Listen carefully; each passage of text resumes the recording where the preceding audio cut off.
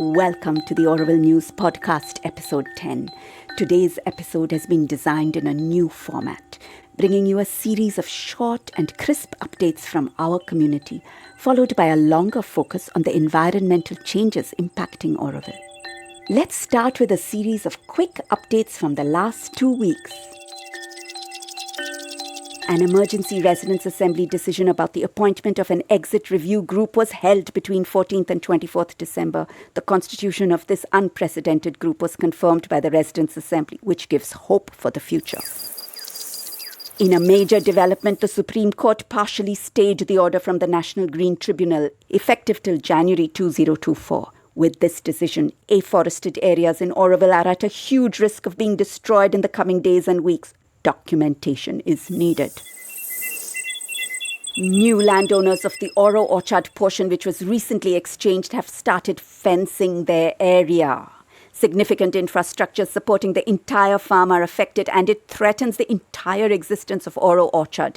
Information seems to indicate that many more land exchanges are in the pipeline. A task force has been endorsed to re-evaluate the design of the Matrimandir lake, addressing community and environmental concerns. We wish them all the best.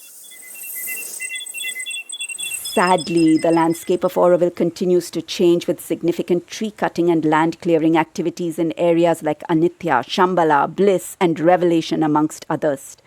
The Matrimandir lone neem tree was also cut on 21st December.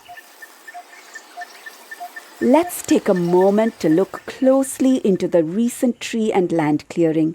In this critical time, we must confront the stark environmental changes sweeping across Auroville. The Supreme Court of India's stay on the National Green Tribunal's order has given free reins to the destroyers, encouraging them in tree cutting and land clearance. Actions that not only defy our ecological principles, but also strike at the heart of what Auroville represents. In places like Shambhala, Revelation and around the youth centre, the loss of green cover is not just an environmental concern, but a direct challenge to the ethics we've nurtured over 55 years. The situation isn't just a violation of our master plan, which mandates environmental impact assessments and detailed development plans.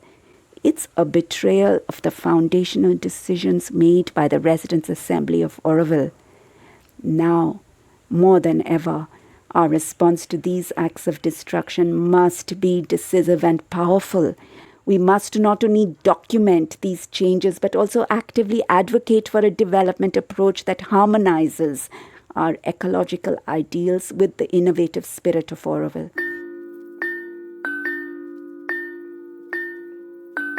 Everyone has a role to play. Inform yourself, raise awareness, leverage your networks to amplify our voices. If you're in Auroville, your first-hand accounts and documentation are invaluable. Reach out to tdc@auroville.services to contribute.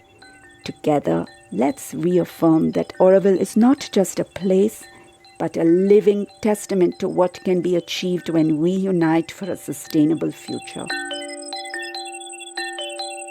As we conclude this episode, let's remember that our collective actions are vital in shaping Auroville's future.